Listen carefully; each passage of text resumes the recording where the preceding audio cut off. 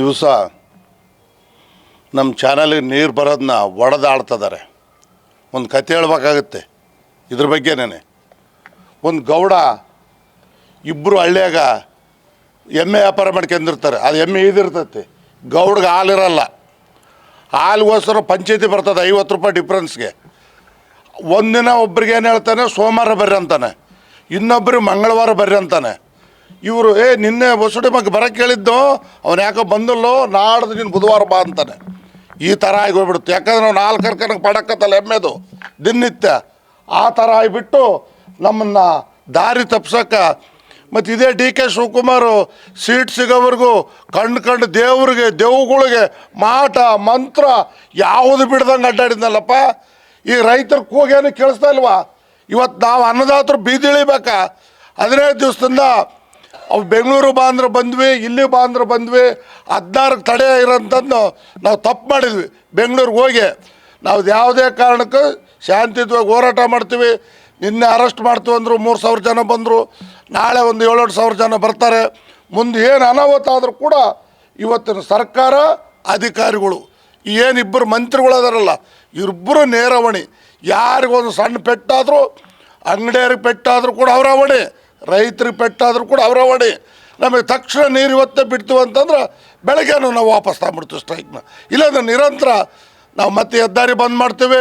ಅವ್ರು ಬೆಕ್ಕದ್ದು ಮಾಡಲಿ, ನಾವು ಬಿಡೋದಲ್ಲ ಅಂತೇಳಿ ಈ ಸಂದರ್ಭದಲ್ಲಿ ನಾವು ಹೇಳ್ತೀವಿ. ದಿವಸ ನಮ್ಮ ಚಾನಲ್ಗೆ ನೀರು ಬರೋದನ್ನ ಒಡೆದಾಡ್ತಿದ್ದಾರೆ. ಒಂದು ಕತೆ ಹೇಳ್ಬೇಕಾಗತ್ತೆ ಇದ್ರ ಬಗ್ಗೆನೇ. ಒಂದು ಗೌಡ ಇಬ್ಬರು ಹಳ್ಳಿಯಾಗ ಎಮ್ಮೆ ವ್ಯಾಪಾರ ಮಾಡ್ಕೊಂಡಿರ್ತಾರೆ. ಅದು ಎಮ್ಮೆ ಇದಿರ್ತೈತಿ, ಗೌಡ್ಗೆ ಹಾಲಿರಲ್ಲ. ಹಾಲಿಗೋಸ್ಕರ ಪಂಚಾಯತಿ ಬರ್ತದೆ 50 ರೂಪಾಯಿ ಡಿಫ್ರೆನ್ಸ್ಗೆ.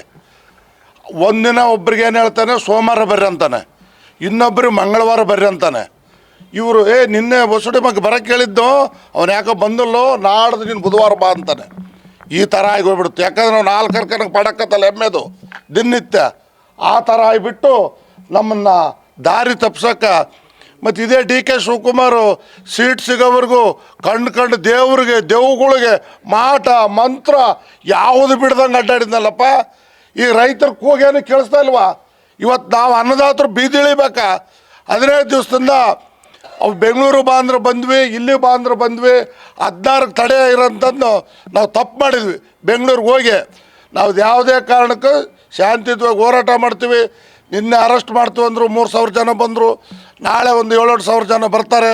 ಮುಂದೆ ಏನು ಅನಾಹುತ ಆದರೂ ಕೂಡ ಇವತ್ತಿನ ಸರ್ಕಾರ ಅಧಿಕಾರಿಗಳು ಏನಿಬ್ಬರು ಮಂತ್ರಿಗಳು ಅದಾರಲ್ಲ, ಇಬ್ಬರು ನೇರವಣಿ.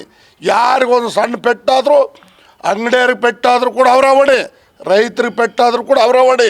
ನಮಗೆ ತಕ್ಷಣ ನೀರು ಇವತ್ತೇ ಬಿಡ್ತೀವಿ ಅಂತಂದ್ರೆ ಬೆಳಗ್ಗೆನೂ ನಾವು ವಾಪಸ್ ತಗೊಂಡ್ಬಿಡ್ತೀವಿ ಸ್ಟ್ರೈಕ್ನ. ಇಲ್ಲಾಂದ್ರೆ ನಿರಂತರ ನಾವು ಮತ್ತೆ ಹೆದ್ದಾರಿ ಬಂದ್ ಮಾಡ್ತೀವಿ. ಅವ್ರು ಬೆಕ್ಕದ್ದು ಮಾಡಲಿ, ನಾವು ಬಿಡೋದಲ್ಲ ಅಂತೇಳಿ ಈ ಸಂದರ್ಭದಲ್ಲಿ ನಾವು ಹೇಳ್ತೀವಿ.